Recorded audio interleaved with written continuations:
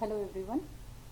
आज रिवाइज करेंगे chapter number 3 electrochemistry. ठीक है।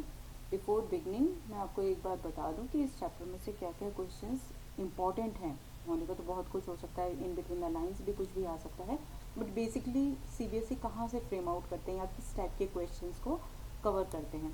तो दो type of questions I am giving you here कि सैम्पल क्या होता है ना। जैसे फर्स्ट हो सकता है, इसमें हटा दीजिए, फर्स्ट है न्यूमेरिकल्स।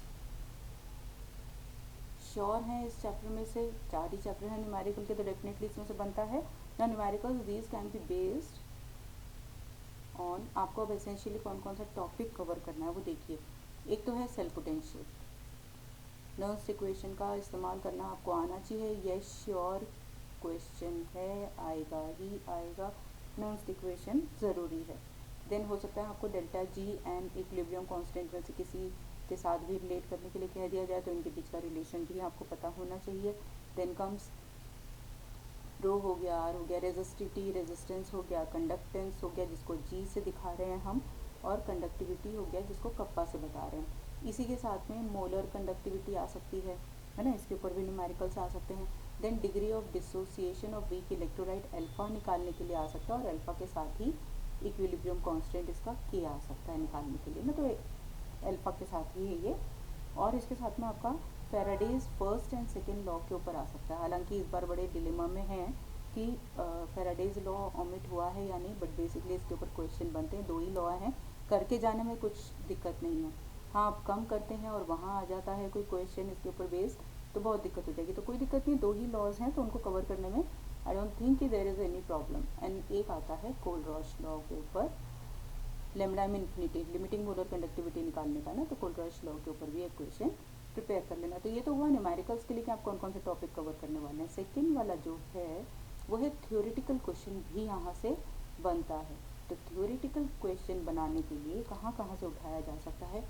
एक तो है ग्राफिकल रिप्रेजेंटेशन, जो यहाँ दिया हुआ है, इसमें अभी मैं पेज आपको स्क्रॉल करके बता दूंगी। वो है between lambda M and under root C. ये वाला जो ग्राफ है वो पेज इनफैक्ट वो पूरा ही पेज इंपॉर्टेंट है। Go through it, each and every line has to be covered. हर लाइन को आपको कवर करना है, क्योंकि यहाँ से मल्टीपल चॉइस भी बनता है, यहाँ से रीजनिंग सेशन भी बनता है। तो प्लीज़ इसको बहुत ध्यान से करें। इसके साथ में जो थ्योरेटिकल क्वेश्चन आ सकता है वो हो सकता है डिफ्रेंशिएट बिटवीन। अब डिफ्रेंशिएट बिटवीन यहाँ कितने कौन कौन से इंपॉर्टेंट हैं वो बता देती हूँ मैं। फर्स्ट, सेकेंड एंड थर्ड बताऊँ जो मेरे अकॉर्डिंग है वो है। एक तो आपको सेट होना चाहिए difference between electrochemical and electrolytic cell. इनके बीच में आप 11th से पढ़ते आ रहे हैं तो आपको पता होगा इसके बीच में डिफरेंसेस को कवर कर लीजिए, है ना। सेकेंड जो डिफरेंस बनता है वो होता है कि ईएमएफ और सेल पोटेंशियल के बीच में क्या डिफरेंस है। बहुत माइन्यूट सा ही डिफरेंस है कि आपने कहीं सोर्स लगा रखा है या आप ड्रॉ कर रहे हैं करंट या नहीं कर रहे हैं, उसी के ऊपर बेस्ड है। थर्ड जो आता है वो है आयनिक एंड इलेक्ट्रोलाइटिक कंडक्टेंस।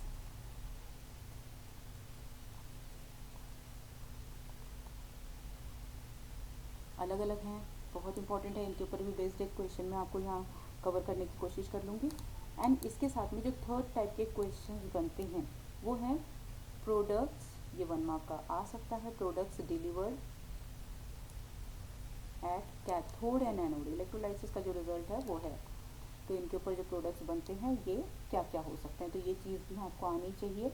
और इसके साथ में आपको एक छोटा सा टॉपिक और कवर कर लेना, वो है derive a relation between conductance, cell constant and conductivity. ये 2 दफ़ा बोर्ड में आया हुआ है, तो मे बी यहाँ से भी आ जाए तो वो थोड़ा सा आप देख लेना, है ना।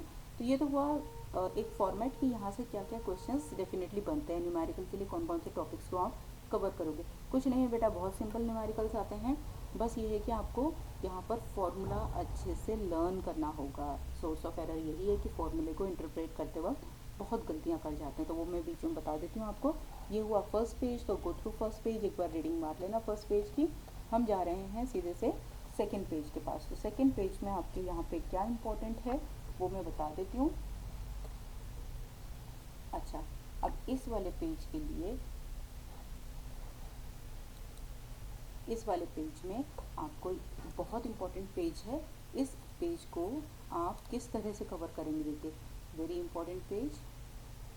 ठीक है, अब यहाँ पर जो क्वेश्चन फ्रेम आउट हो सकता है, क्योंकि यहाँ पे यही बता रहे हैं कि इलेक्ट्रोकेमिकल सेल जब वर्क कर रहा है और एक्सटर्नल बैटरी के साथ आप कनेक्ट करते हो तो किसका पोटेंशियल ज़्यादा है किसका कम है, इस बेसिस पे ये सेल कहाँ काम करेगा, मतलब ये बैकवर्ड करेगा, फॉरवर्ड करेगा या विल मेंटेन इक्विलिब्रियम। तो ये चीज़ डिपेंड करती है कि आप एक्सटर्नल बैटरी से जो करंट दे रहे हो वो कितना दे रहे हो, उसका पोटेंशियल क्या है ना। तो जैसे इसके ऊपर एक क्वेश्चन बन सकता है, बहुत इंपॉर्टेंट है, बन सकता है इसके ऊपर भी ना। तो यहाँ पर मैं लिख देती हूँ उसको, how is the functioning of galvanic cell, G capital होना चाहिए था, कोई दिक्कत नहीं है, आप लोग समझ लीजिए बस। Galvanic cell affected with opposing external volt, एक सेकेंड,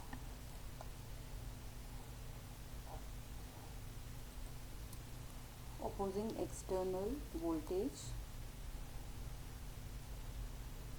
ठीक है, अब यहाँ पे केसेस, यहाँ पे तो सिर्फ इतना सा पता है कि आपको बताना पड़ेगा कि किस तरह से इफेक्ट होगा ना। अब केसेस दिए हुए हैं, केसेस में फर्स्ट केस है जिसमें हमने कहा कि ई एक्सटर्नल, केस 1 है, E external is less than 1.1 volt. यहाँ क्योंकि गैल्वेनिक सेल दिया है, गैल्वेनिक सेल जिंक और कॉपर के बीच में ही स्टैब्लिश होता है।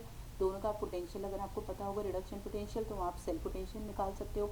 यहाँ cell potential exactly comes out with this.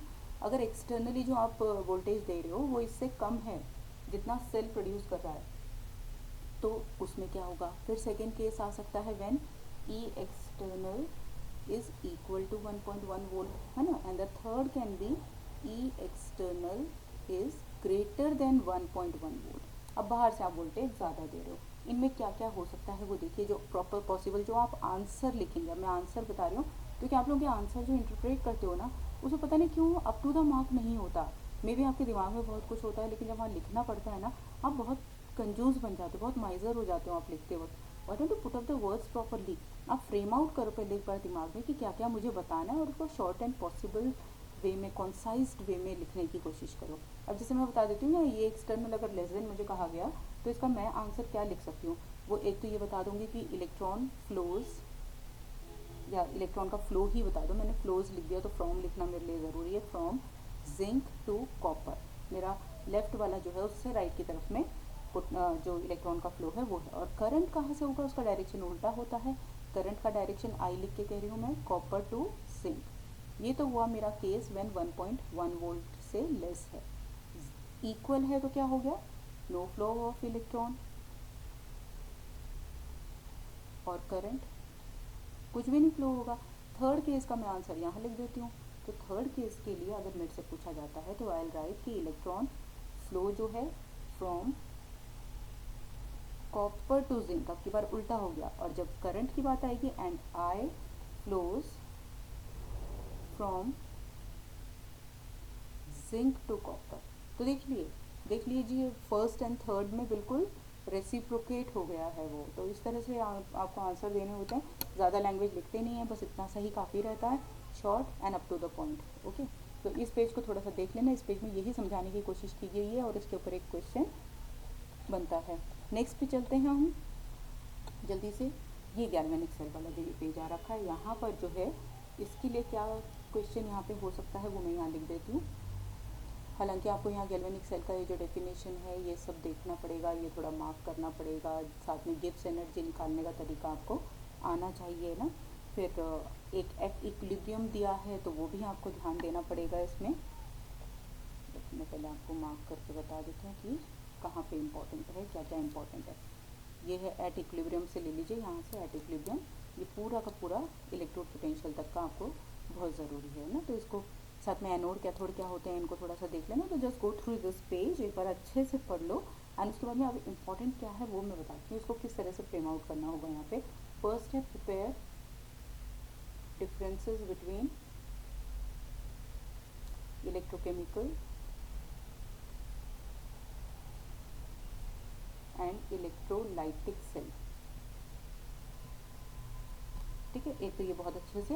And यहाँ पर टू रिमेंबर एक टिप बता रही हूँ मैं, to remember signs of cathode and anode, या प्लेसमेंट भी अगर बताना है आपको कैथोड और एनोड का in case of electrochemical cell. Electrolytic की बात नहीं कर रहे हैं, उसमें तो एक ही चैम्बर होता है, इलेक्ट्रोकेमिकल सेल की बात कर रहे हैं। तो इलेक्ट्रोकेमिकल सेल में अगर आपको रिमेंबर करना है science of cathode and anode, तो एक टर्म याद कर सकते हो LOAN। ये जो बच्चे मेरे से पढ़े हुए हैं उनको मैंने बताया हुआ भी है। L stands for left half cell, left में जो आप रखोगे, क्योंकि बाय कन्वेंशन है, ये रूल बन गया है, तो इसमें अब आपका और हमारा दिमाग तो हम लगा ही नहीं सकते जब रूल सेट हो जाता है। हम हमेशा इलेक्ट्रोकेमिकल सेल में जब हमारे पास दो चैम्बर्स होते हैं तो हमारे पास जब चॉइस है तो हम क्या करते हैं, एसेंशियली जो लेफ्ट हाफ सेल है उसको ऑक्सीडेशन हाफ सेल लिखते हैं, मतलब जहाँ पे भी ऑक्सीडेशन हो रहा होता है उसको लेफ्ट में लिखते हैं, तो ये ऑक्सीडेशन हाफ सेल हो जाएगा। And this will be regarded as anode, and इसका साइन होगा नेगेटिव। अब ये इसलिए याद रखना ज़रूरी है क्योंकि इलेक्ट्रोलाइटिक सेल में एनोड जो होता है वो होता तो उस पर भी ऑक्सीडेशन है लेकिन उसका साइन पॉजिटिव होता है, तो यहाँ साइन का डिफरेंस आ रहा है, बहुत बड़ा है, और साथ में यहाँ पर लेफ्ट में ही रखना ज़रूरी है, लिखना ज़रूरी है। आपका इलेक्ट्रोलाइटिक सेल में ऐसा कोई कंपल्शन नहीं होता, ठीक है, तो ये चीज़ का आपको ध्यान रखना पड़ेगा। तो LOAN करके आप याद कर सकते हो। जो इलेक्ट्रोकेमिकल सेल है आपको पता होगा कि chemical energy is converted to electrical energy, and electrolytic cell electrical energy is converted to chemical energy. Salt bridge की ज़रूरत पड़ती है आपको किसमें, ये रहा यहाँ पे, ये तो इलेक्ट्रोलाइटिक सेल है कि both the electrodes are dipped in same electrolytic solution and in such cases we do not require a salt bridge. ये तो इलेक्ट्रोलाइटिक सेल है, लेकिन इलेक्ट्रोकेमिकल सेल में you do need salt bridge. Functions of salt bridge लिख देना, uses, functions या uses of a salt bridge. एक ये तैयार कर लेना, 2 नंबर पे आ गया ये सॉल्ट ब्रिज। इसका कंस्ट्रक्शन भी देख लेना, सॉल्ट ब्रिज को बनाते वक्त में हमें क्या क्या चीज़ों का ध्यान रखना पड़ता है वो देख लेना। तो वर्किंग भी आ जाएगी ना, वर्किंग एंड यूजेस आ गया, साथ में इसके लिए क्या आपको ध्यान देना पड़ेगा वो भी देख लेना, ठीक है। और एक चीज़ का ये ध्यान रख लेना कि जब इलेक्ट्रोकेमिकल सेल रिचार्ज होता है, वाइल रिचार्जिंग इलेक्ट्रोकेमिकल सेल, क्योंकि रिचार्ज करते वक्त आप बाहर से ज़्यादा पोटेंशियल दे रहे हो ना, तो while recharging electrochemical cell works as electrolytic cell, तो ये थोड़ा सा ध्यान दे लेना। रिचार्जेबल जो होते हैं वो इलेक्ट्रोकेमिकल सेल ही होते हैं, इलेक्ट्रोलाइटिक सेल नॉन रिचार्जेबल होते हैं। साथ में एक चैम्बर होता है इलेक्ट्रोलाइटिक सेल में, कॉमन सॉल्यूशन होता है, एनोड पॉजिटिव होता है, कैथोड नेगेटिव होता है, लेकिन इलेक्ट्रोकेमिकल सेल में anode is negative and cathode is positive, ठीक है, और रिचार्जेबल हैं, सॉल्ट ब्रिज की ज़रूरत पड़ती है। तो ये सारे डिफरेंसेस इनफेक्ट आप लोगों ने क्लास 11th में भी किए हुए हैं बढ़िया से, तो यहाँ इतना इस पर स्ट्रेस करने की मुझे ज़्यादा ज़रूरत नहीं है, ये आप वहाँ से भी उठा सकते हो, है ना। तो हम जल्दी से चलते हैं नेक्स्ट पेज पे कि यहाँ पर अब क्या है। अब देखिए इस पेज में सबसे पहली लाइन्स जो हैं बहुत इंपॉर्टेंट है बेटा, यहाँ द पोटेंशियल, जहाँ से लेकर के आप पूरा देख लीजिए। हालांकि ये कन्वेंशन भी है तो इसको भी कवर कर लेना, ये भी कन्वेंशन है इसको भी कवर कर लेना, ये पूरा ही पढ़ लो तो बढ़िया रहेगा, है ना। कनेक्टेड बाय सॉल्ट ब्रिज यहाँ तक ले लो, ये पूरा यहाँ तक ले लो, ये पूरा तो बढ़िया रहेगा, इतना पढ़ ही लो तो ज़्यादा अच्छा है, ठीक है। क्यों पढ़ना है, क्योंकि ये आपको बता रहा है कि सेल पोटेंशियल और EMF के बीच में क्या डिफरेंस है, कब आप EMF कहेंगे, कब आप इसको सेल पोटेंशियल कहते हैं।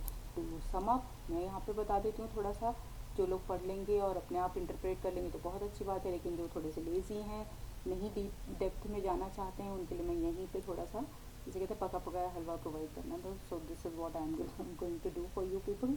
EMF की अगर बात करें तो this is the potential difference when no current is flowing.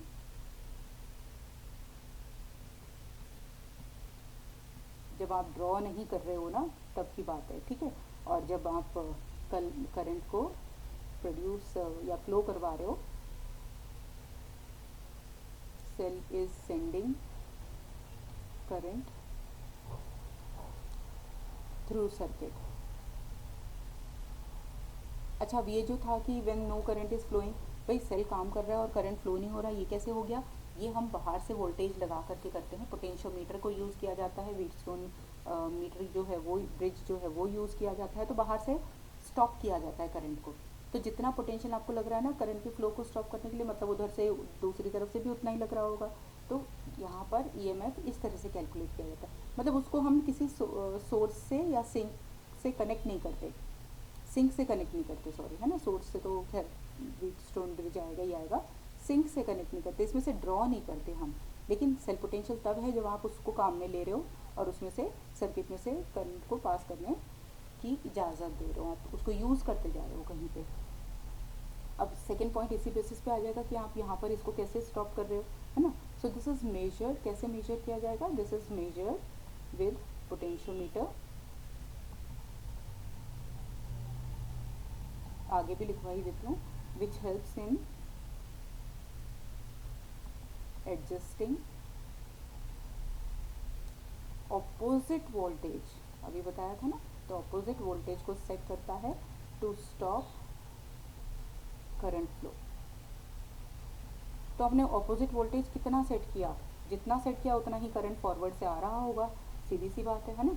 तो इसीलिए हम इस तरह से पोटेंशियोमीटर को यूज़ करके काम कर लेते हैं। ये फर्स्ट पॉइंट हो गया। इसका सेकंड पॉइंट है, this can be measure by using a voltmeter. ये एक वोल्टमीटर यूज़ करके मेजर किया जाता है, ये पोटेंशियोमीटर यूज़ करके किया जाता है। और थर्ड क्या है, यहाँ पर आपको यहाँ पे स्टेडी करंट मिलेगा एंड यहाँ पर जो मिलता है वो नॉन स्टेडी करंट है। तो ये बेसिक से डिफरेंसेस हैं जो आप यहाँ पर ले सकते हो, है ना। तो इतना तो मैंने लिखा दिया, बाकी आप ये लाइंस पढ़ लेना, तो गो थ्रू दिस, मैंने मार्क कर दिया है, इसको बहुत अच्छे से पढ़ लें आप लोग। और उसके बाद में आ रहा है बेटा ये वाला, तो इस यहाँ से तो बहुत अच्छी बात है, ये भी एक क्वेश्चन बनता है, construction and working of a normal hydrogen electrode और SHE स्टैंडर्ड हाइड्रोजन इलेक्ट्रोड। इसकी जो रिक्वायरमेंट्स होती हैं, कंडीशंस नेसेसरी होती हैं, वो देख लेना। गैस का जब भी इलेक्ट्रोड बनाना होता है तो गैस इलेक्ट्रोड के लिए गैस का कैरियर प्लेटिनम को यूज़ करके बनाया जाता है। तो किस तरह से कंस्ट्रक्शन होता है, कैसे वर्क कर रहा है ये, क्योंकि हाइड्रोजन इलेक्ट्रोड तो बहुत ही अच्छी चीज़ है, ये रेफरेंस मीटर का काम करता है, साथ में ये कहीं पे भी एप्लीकेबल है। ये इसलिए एप्लीकेबल है क्योंकि ये आराम से रिडक्शन हाफ या ऑक्सीडेशन हाफ कैसा भी तरह से काम कर सकता है। ये डिपेंड करता है कि इसका दूसरा जो काउंटर वाला है वो इलेक्ट्रोड कैसा है, अगर वो रिड्यूसिंग है तो ये ऑक्सीडाइजिंग हो जाएगा, है ना, एंड वाइस वर्सा। तो इसमें कंस्ट्रक्शन एक तैयार कर लेना बढ़िया से, इसका रिप्रेजेंटेशन तैयार कर लेना जो आपको नेक्स्ट पेज पे दिया हुआ है कि किस तरह से रिप्रेजेंट करते हैं ना हाइड्रोजन इलेक्ट्रोड को। तो इसका रिप्रेजेंटेशन हालांकि 11th से पढ़ते आ रहे तो इतना कोई नया नहीं है बताने के लिए, ये है रिप्रेजेंटेशन यहाँ पे, तो ये थोड़ा सा देख लेना इसको। इसके बाद हम चलते हैं नेक्स्ट पेज पे। ये तो हुआ हाइड्रोजन इलेक्ट्रोड के बारे में ना। अब आ जाइए इधर, जो ये है एक हमारा नॉन्स equation, very very very important, इसको जितने वेरी लगा सकते हैं उतने लगा दीजिए। वन शॉर्ट न्यूमेरिकल, ये तो आप बॉन्ड पेपर पे लिखवा लीजिए, एक न्यूमेरिकल इसके ऊपर बेस तो आएगा ही आएगा, हर हालत में आएगा, ठीक है। कुछ नहीं बेटा, बहुत सिंपल सा फॉर्मूला है, E=E0 सेल, ये स्टैंडर्ड वाला है, -0.0591 अपॉन n लॉग प्रोडक्ट्स की कॉन्सेंट्रेशन अपॉन रिएक्टेंस। बस इतना सा याद रखना है ये, क्योंकि तरीके तो बहुत सारे हैं, कुछ लोग प्लस लिख के भी करते हैं, कुछ और भी करते हैं, कुछ नहीं करना, ये वाला सेट फॉर्मूला है। ऑक्सीडाइज्ड हाफ, रिड्यूस्ड हाफ भी लिखते हैं, अब बच्चों को कई बार तो ऑक्सीडाइज्ड हाफ ही नहीं पता चलता कि ऑक्सीडाइज्ड कौन सा है, रिड्यूस्ड कौन सा है, इसीलिए बेस्ट है आप तो प्रोडक्ट्स अपॉन रिएक्टेंट्स लिख लीजिए। आप कोई इक्वेशन लिखेंगे तो आपको प्रोडक्ट और रिएक्टेंट तो पता ही होंगे, बस प्रोडक्ट्स में इतना ध्यान रखिएगा और रिएक्टेंट्स के कॉन्सेंट्रेशन में इतना ध्यान रखिएगा। आयनिक कॉन्सेंट्रेशन ले रहे हैं, सॉलिड्स के हमेशा हम यूनिटी लेते हैं, तो आयंस की आनी है यहाँ पे, ठीक है। तो आपको प्रोडक्ट साइड में और रिएक्टेंट साइड में दोनों तरफ में जो भी आयंस दिख रहे हैं उन आयंस को यहाँ पे लिख सकते हैं आप कॉन्सेंट्रेशन टर्म्स में। जो उनका स्टोइकियोमेट्रिक कोफिशिएंट होगा ना बैलेंसिंग के वक्त, that goes to the power, okay, remember this. And इसके लिए यूनिट लास्ट में ज़रूर लिखेंगे, जो भी आंसर आएगा उसके साथ वोल्ट्स लिखना ज़रूरी है आपको, ठीक है। CBSE कहता है कि 1 मार्क तो उसके लिए दीजिए जब बच्चा न्यूमेरिकल के लिए ये फॉर्मूला लिख रहा है, तो आपने अगर ये फॉर्मूला इंटरप्रेट किया, यू डिजर्व 1 मार्क। देन इसमें प्लेसमेंट कर रहे हो आधा मार्क, आधा कैलकुलेशन का, and 1 mark for reporting the answer, तो why not get 3 marks full ना। तो आसान है, बड़ा आसानी से कैलकुलेशन हो जाती है, इसमें कोई बड़ी बात भी नहीं आती है। एंड CBSE तो शायद आपके लिए इतने ज़्यादा हेल्पर की तरह से काम करते हैं कि वो आपको लॉग की वैल्यू भी दे देते हैं। तो फालतू में ना इंटरप्रेट मत करो, थोड़ा सा कैलकुलेशन भी कर लेना, वरना वहाँ पे भी एग्जामिनर बैठे होते हैं दिनों। बच्चे क्या कर सकते हैं, बच्चे क्या करते हैं, यहाँ बिना कुछ रखे ना, जो उन्होंने लॉग की वैल्यू दी होती है ना वही रखते हैं, उससे आंसर निकाल लेते हैं। नहीं, आप पहले दिखाइए कि आप कैलकुलेट करके भी वही ला रहे हैं, ओके। अब यहाँ पे सोर्स ऑफ एरर क्या है, क्योंकि न्यूमेरिकल तो बड़ा सिंपल है, न्यूमेरिकल बहुत सिंपल है बेटा, लेकिन यहाँ पर बच्चे जो गलती करते हैं वो बता रही हूँ मैं ना, सोर्स ऑफ एरर बता रही हूँ। वो ये है कि नंबर ऑफ इलेक्ट्रॉन निकालने में या यहाँ पर स्टोइकियोमेट्रिक कोफिशिएंट की जो पार आती है ऊपर, वो लिखने में बच्चे हमेशा गलती करते हैं, और वो गलती हुई नहीं और आपका पूरा न्यूमेरिकल बेकार, ज़ीरो मिलेगा। तो इसीलिए आपका फर्स्ट स्टेप जो एसेंशियल है, वेदर आस्क्ड और नॉट, वहाँ नहीं कहा गया हो तब भी आपके लिए पहला स्टेप जो होना चाहिए वो है राइट हाफ इक्वेशंस। आप पहले ऑक्सीडेशन एंड रिडक्शन होने वाला जो भी केस है उसका हाफ इक्वेशंस लिखिए, and then a well balanced equation.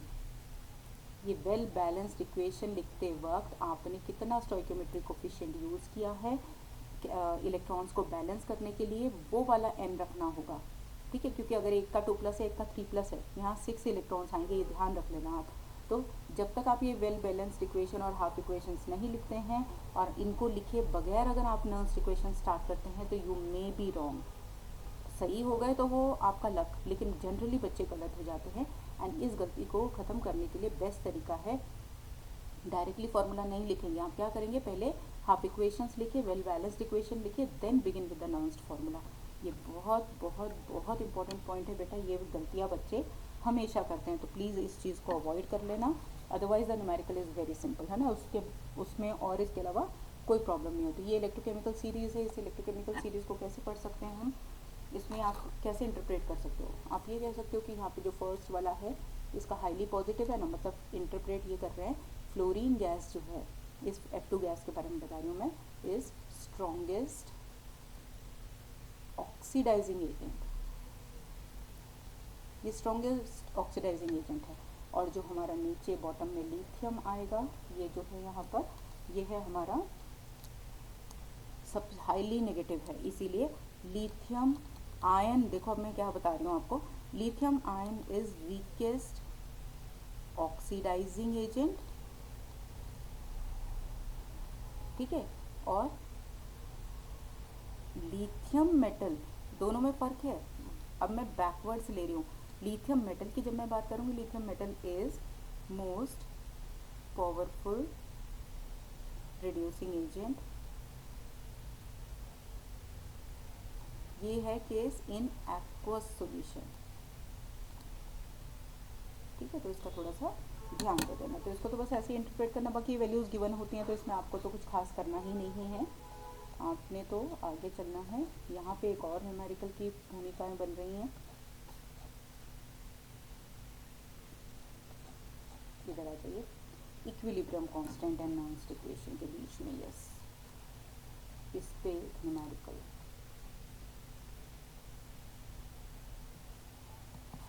ठीक है। अब यहाँ पर जो Kc है इक्विलिब्रियम कांस्टेंट है ना, तो यहाँ पे आपने क्या किया, ई सेल 0 है, क्योंकि इक्विलिब्रियम पे क्या होता है, सेल काम ही नहीं करता और सेल में से कोई पोटेंशियल ड्रॉ ही नहीं कर सकते, तो जो नेट सेल पोटेंशियल है वो तो आपका 0 हो गया। जैसे आपने 0 रखा, ई नॉट सेल एक तरफ रहा, इस माइनस वाली चीज़ को दूसरी साइड लेके आए, तो आपका जो एक्सप्रेशन बन गया वो हो गया आपका ये वाला, ठीक है।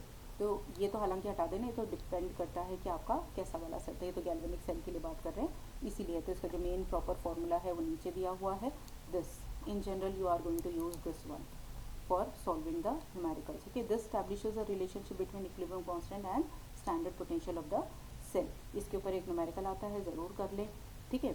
अच्छा, यहाँ पर जो आपका अभी मैंने बताया था ना कि एक इलेक्ट्रोकेमिकल सीरीज़ जो दिया हुआ है, रिडक्शन पोटेंशियल सीरीज़ जो है, वो आपका हेल्प करता है किस चीज़ में, काफ़ी सारी चीज़ों में है, वो मैं बता देती हूँ, उसका एप्लीकेशन बता देती हूँ क्या क्या है, application of the electrochemical series, है ना। एक तो है to find feasibility of reaction, किसी भी रिएक्शन की फिजिबिलिटी, हैपनिंग को समझा सकते हैं आप कि वो रिएक्शन होगा या नहीं होगा, सेल काम करेगा कि नहीं करेगा, है ना, रिएक्शन या सेल भी कह सकते हैं, सेल काम करेगा या नहीं करेगा, ये कैसे बता सकते हैं आप, अगर ओवरऑल ईएमएफ पॉजिटिव आ रहा है, फिजिबल है, जो भी आपने डायरेक्शन में सेल को रखा हुआ है, मतलब जिसको कैथोड बनाया और जिसको एनोड बनाया वो बिल्कुल सही है, अगर पॉजिटिव आ रहा है, 0 आ रहा है, इक्विलिब्रियम मेंटेन हो चुका है, cell is not working, okay. अगर नेगेटिव आता है मतलब should work in backward direction. अब बैकवर्ड डायरेक्शन का क्या मतलब हुआ कि आपने जो कैथोड बनाया था वो आपका एनोड होना चाहिए प्रैक्टिकली, और जो एनोड बनाया था वो प्रैक्टिकली कैथोड होना चाहिए, तो रिवर्स हो जाता है। तो ईएमएफ से आपको इलेक्ट्रोकेमिकल सीरीज से ईएमएफ निकालेंगे, ईएमएफ से आपको अगर ये सब आते हैं तो आइडिया मिल जाता है ना। और साथ में आप क्या कर सकते हैं, ईएमएफ का ही हेल्प या इलेक्ट्रोकेमिकल सीरीज का हेल्प ले सकते हैं टू कैलकुलेट इक्विलिब्रियम कांस्टेंट। ये रहा इधर है केसी को आप कैलकुलेट कर सकते हो, है ना। आप डेल्टा जी भी कैलकुलेट कर सकते हो, डेल्टा जी के एक्सप्रेशन में भी आता है ये वाला चीज़, एन एफ ई आता है ना, delta G is equal to minus n F E naught cell. तो देखिए ये है ना, ई नॉट सेल आपने रखा with the help of the electrochemical series, जो भी आपको सेल बना के दे रहे हैं जिस जिन इलेक्ट्रोड्स के बीच में उनका रखा और आपने ई नॉट सेल निकाला, एन एन एफ ई करके आपने पता लगा दिया। तो डेल्टा जी भी आप निकाल सकते हो। फोर्थ जो है आप ये भी पता लगा सकते हो कि if hydrogen will be displaced और not from acids, common acids में से हाइड्रोजन का डिस्प्लेसमेंट होगा या नहीं होगा, आप ये भी इंटरप्रेट कर सकते हो, है ना। और इसके लिए काफ़ी सारे क्वेश्चन बनते हैं, जैसे if copper sulphate is stored in so and so container, इस टाइप के बन सकते हैं। हाइड्रोजन के साथ में रिएक्शन बता सकते हैं, है ना, तो इस तरह से। या कोई एसिड का बता सकते हैं कि एसिड किसी कंटेनर में रखा है तो उस कंटेनर में हम रात भर रख के जा सकते हैं या नहीं जा सकते, तो आपको देखना पड़ेगा। डिस्प्लेसमेंट रिएक्शन हो रहा है तो you can not store, container में होल्स बन जाएंगे, है ना। तो यहाँ पर ये चीज़ का कैसे भी क्वेश्चन बन सकते हैं, इसमें ना 1 मार्क का कैसे भी क्वेश्चन ट्विस्ट करके बनाया जा सकता है। बस इतना सा ख्याल रखिएगा, only those will displace hydrogen from acids which have negative value of reduction potential। जो भी रिडक्शन पोटेंशियल की सीरीज है ना उसमें से देख सकते हैं जितनों के भी नेगेटिव हैं वो सारे के सारे हाइड्रोजन को डिस्प्लेस कर सकते हैं, because these are more reactive, जिनका नेगेटिव है आर मोर रिएक्टिव, एंड जो भी हाइड्रोजन के नीचे वाले पॉजिटिव वाले सारे के सारे हैं वो सारे के सारे लेस रिएक्टिव है, तो of course less reactive are not going to displace, है ना। तो आप इसका ध्यान रख लेना। अब यहाँ केसी का सिग्निफिकेंस क्या है वो बता देती हूँ एक बारी। केसी का सिग्निफिकेंस क्या है, केसी से आपको एक्सटेंट ऑफ रिएक्शन पता चलता है। कैसे पता चलता है, देखो, greater the value of KC, है ना, greater the value of KC, मैंने ये ग्रेटर द वैल्यू लिखा है, ठीक है, इसको ध्यान रख लेना। Greater is the extent of reaction. अब ये क्यों कहा, क्योंकि केसी की वैल्यू ग्रेटर कब आएगी, जब न्यूमरेटर ग्रेटर होगा। न्यूमरेटर में क्या है, प्रोडक्ट, मैंने आपको के बताया था, के actually is given by the concentration of products upon reactants. भाई डायरेक्टली प्रोपोर्शनल तो प्रोडक्ट की कॉन्सेंट्रेशन के है ना, ये प्रोडक्ट की कॉन्सेंट्रेशन ज़्यादा होगी तो के ज़्यादा होगा, ठीक है ना। मतलब आपका रिएक्शन कहाँ जाके ख़त्म हो रहा है, बंद हो रहा है, जहाँ प्रोडक्ट्स आपको बहुत सारे मिल गए, तो extent of reaction is more, या greater is the extent of reaction, तो इसको इज मोर करके इंटरप्रेट कर लेना, ठीक है। तो केसी पे डायरेक्टली डिपेंड करता है, केसी कैसा है उससे आप एक्सटेंट ऑफ रिएक्शन मतलब कितने हद तक प्रोडक्ट्स बनेंगे ये आप पता लगा सकते हो, ओके। तो एक न्यूमेरिकल यहाँ पे बन गया है, एक और न्यूमेरिकल आगे बन रहा है, ये और है 3.3.2, यहाँ पे और एक न्यूमेरिकल बनता है डेल्टा जी के साथ रिलेट करते हुए 1 न्यूमेरिकल। ये एक्सप्रेशन याद कर लेना, ये भी 11 से चल रहा है, delta G is equal to minus n F E naught cell, ये मैंने अभी भी बताया था। इसका इंटरप्रिटेशन एक और भी हो सकता है, delta G is also equal to 2.303 R T log के।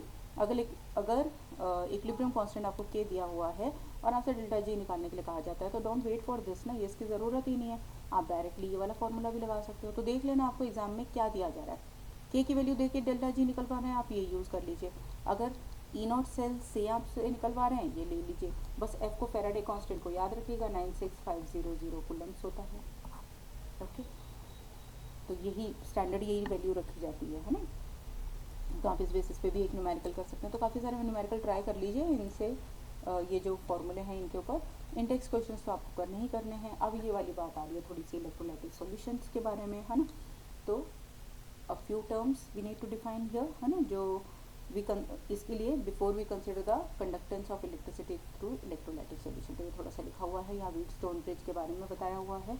व्हीटस्टोन ब्रिज को थोड़ा सा समझ लेना, आगे के पेज पे है नेक्स्ट वाले में, और थोड़ा फिजिक्स में भी आपका आ रखा है ना, लेकिन मैं अभी इसके बारे में भी थोड़ा सा बात करूँगी।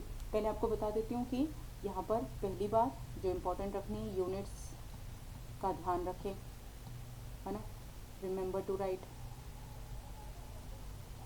और not only write, remember to check, इसे बहुत चेक करना ज़रूरी है। क्यों चेक करना ज़रूरी है अभी मैं नेक्स्ट पेज पे बताती हूँ। जब आप लेमडा एम लिखते हैं आप कितने वेराइटी ऑफ आंसर्स लिखते हैं, क्यों लिखते हैं मेरे समझ में नहीं आता, इतने फॉर्मूले अलग अलग लगाएंगे, एक फॉर्मूला है यार, उसको अच्छे से मगअप करो, वो मैं बताती हूँ। पहले यहाँ की बात कर लेते हैं। अब यहाँ पे न्यूमेरिकल कैसे कैसा आ सकता है, रेजिस्टेंस और रेजिस्टिविटी के बीच में रिलेशन के बेसिस पे आ सकता है। चार चीज़ें हैं, चार वेरिएबल्स हैं, तीन पता होंगे, एक अननोन होगा, कुछ भी निकाल सकते हैं, ये रेजिस्टेंस है, ये रेजिस्टिविटी है। कंडक्टेंस की टर्म पे भी आ सकता है, जी से मैं कंडक्टेंस बता रही हूँ यहाँ पे, क्योंकि सीबीएसई जी ही लेके चलता है, तो आप प्लीज़ सी ना लें, आप जी से ही काम चलाएं, ओके, आदत डाल लो अभी से ही। And reverse of resistance was conductance, जी। रेजिस्टिविटी का रिवर्स होगा कंडक्टिविटी, कप्पा, इसका भी उल्टा हो जाता है A/M, ठीक है।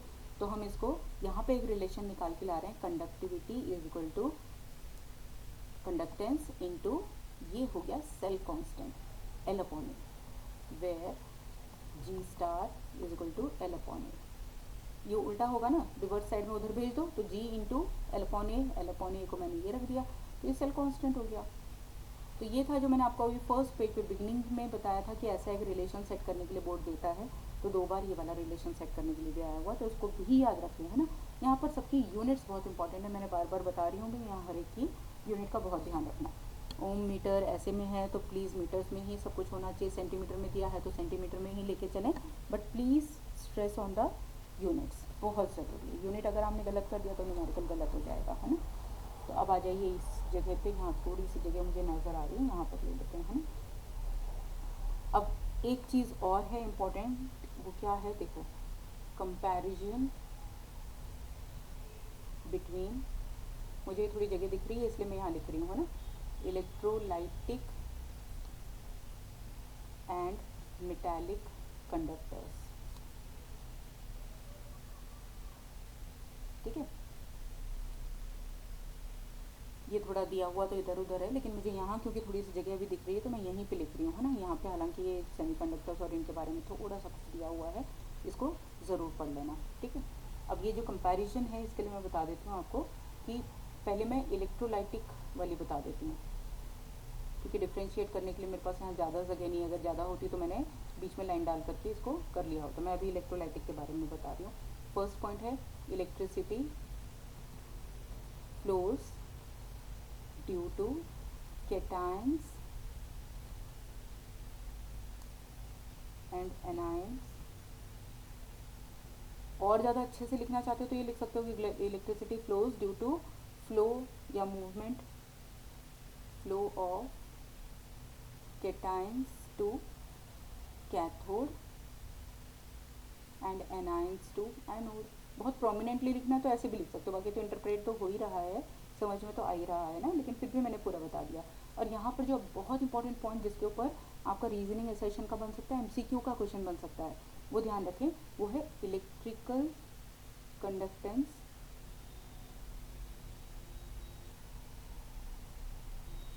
इंक्रीजेस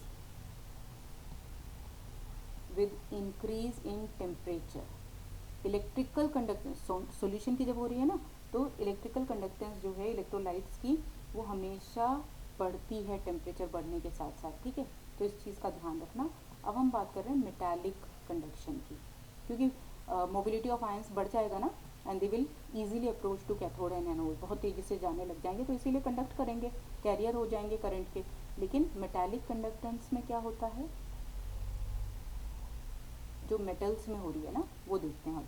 इसमें क्या है, फर्स्ट पॉइंट इलेक्ट्रिसिटी, ई मैंने लिख लिया, सिर्फ पूरा नहीं लिख रही हूँ, electricity flows from positive pole, है ना, इसका पॉजिटिव पोल होता है एनोड, ठीक है। Electricity flows from positive pole to negative pole, and negative pole is cathode, without the flow of metal. ये बहुत इंपॉर्टेंट है, वहाँ पर कैटायन एनायन खुद ही मूव कर रहे थे, तब जाके कंडक्ट हो रहा था। यहाँ बिना मैटर के फ्लो के कुछ नहीं फ्लो हो रहा, बस धीरे धीरे आगे कंडक्ट होती जा रही है, तो करंट आगे चलता जा रहा है, लेकिन मैटर का फ्लो नहीं है। ये बहुत इंपॉर्टेंट पॉइंट है जो यहाँ स्ट्रेस करने लायक चीज़ है। दूसरी चीज़ तो बहुत है ही इंपॉर्टेंट, जिसके ऊपर मैंने अभी भी बताया ही था आपको कि देयर इलेक्ट्रिकल कंडक्टेंस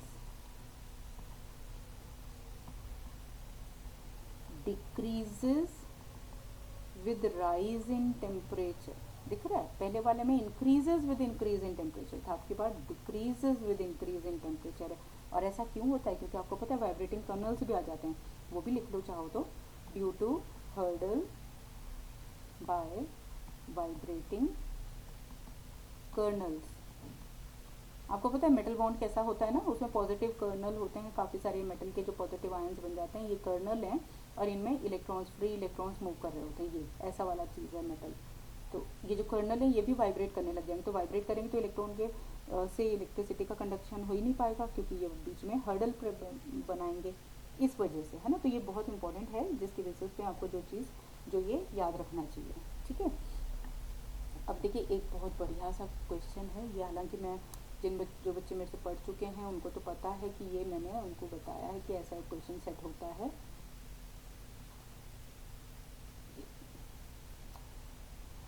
देखिए एक यहाँ पर क्वेश्चन सेट करके बता रही हूँ मैं, इसके ऊपर ही बेस्ड हो जाएगा। Now which one is better conductor of electricity and why. थोड़ा सा वाई और ले लेना, है ना, ये मेरा फेवरेट क्वेश्चन है।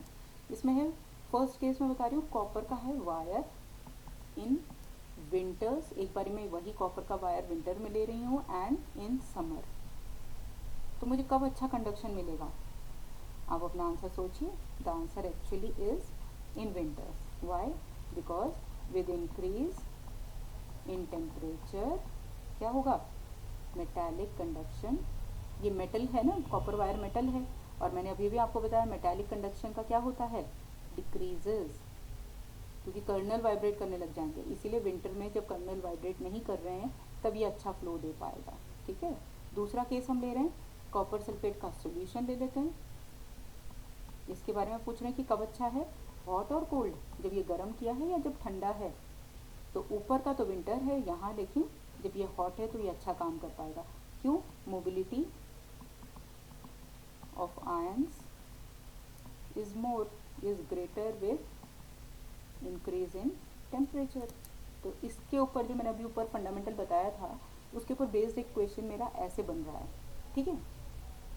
तो ये तो मैंने एग्जाम्पल के फॉर्म में बताया, ये नहीं कह रही हूँ कि यही आएगा, ये तो एग्जाम्पल बताया, एग्जाम्पलीफाई किया है कि देखो जो मेटालिक एक मेटल के बारे में पूछ रहे हैं तो उसकी घटती है टेम्परेचर के साथ, लेकिन सोल्यूशन की हमेशा बढ़ती है, तो वो थोड़ा सा ध्यान दे देना आप, है ना। अब नेक्स्ट पे आ जाओ आप,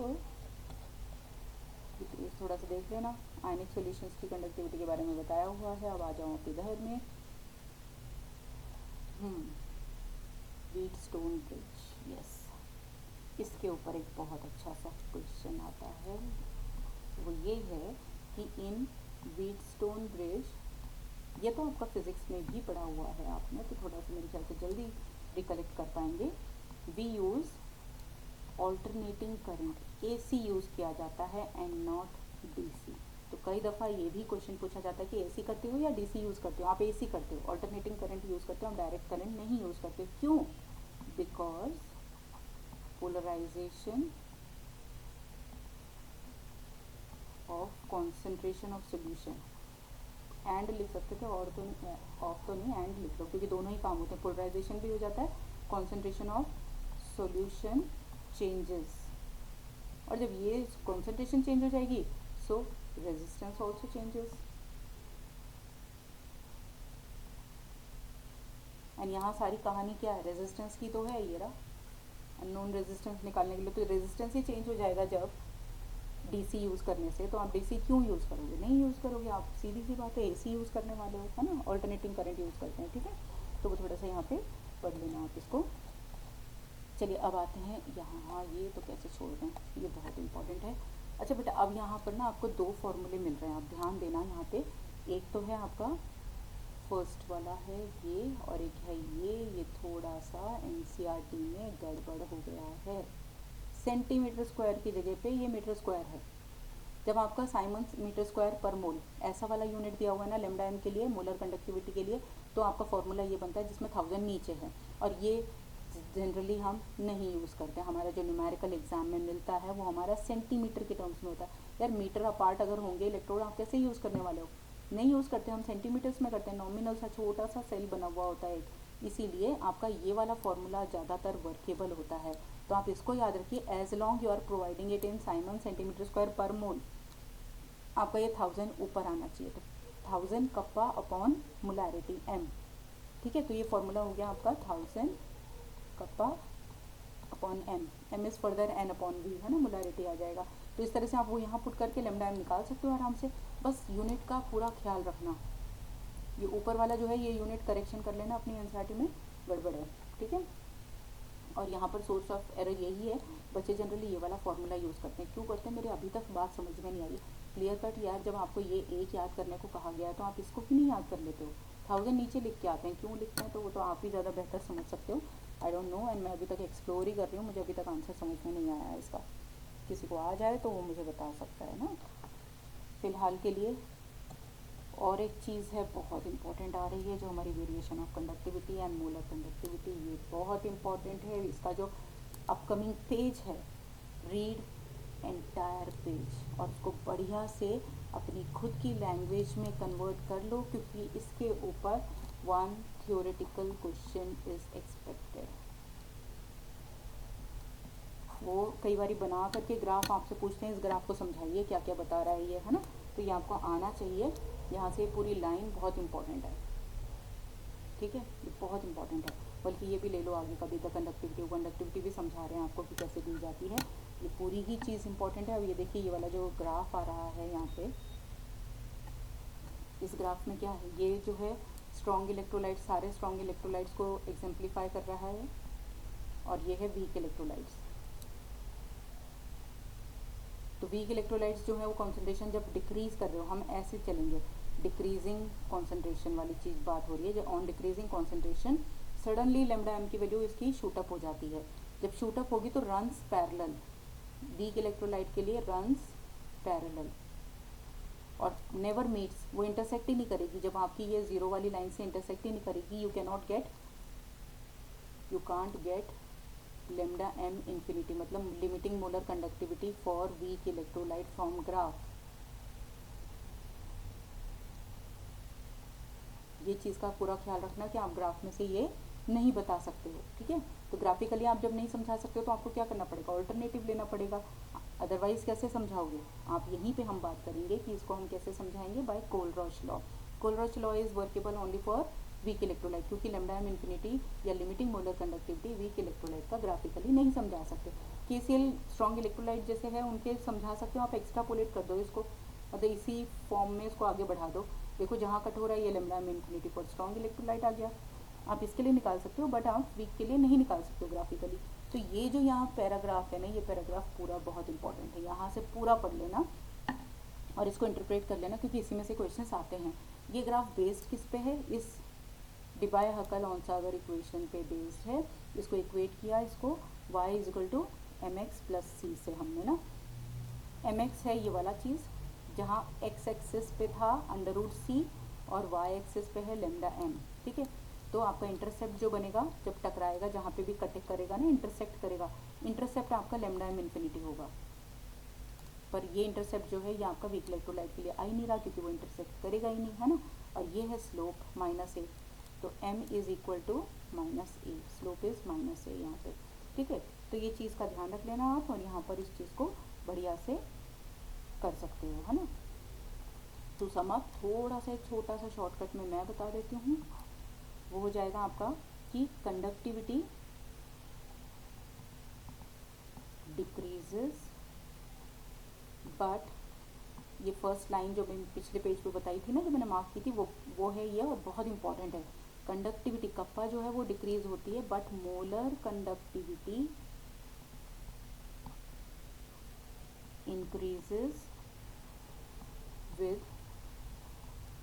डिक्रीज इन कॉन्सेंट्रेशन।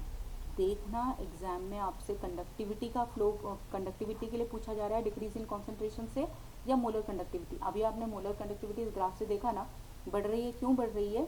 इसका आंसर क्या है कि मोलर कंडक्टिविटी जो है depends on volume, entire volume जो वी कंटेनर में है उसके ऊपर डिपेंड करता है। एंड आपको पता है lambda M is equal to 1000 kappa upon molarity है ना, मोलैरिटी को मैं एन अपॉन वी भी तो लिख सकती हूँ, ये वी ऊपर आएगा क्योंकि ये न्यूमरेटर की तरफ आएगा, ये बढ़ेगा तो लेमडा एम बढ़ेगा, डायरेक्टली प्रोपोर्शनल है ना, इसीलिए। बट कंडक्टिविटी इसलिए होती है कम क्योंकि कंडक्टिविटी डिक्रीज हो जाती है कॉन्सेंट्रेशन बढ़ाने से, बिकॉज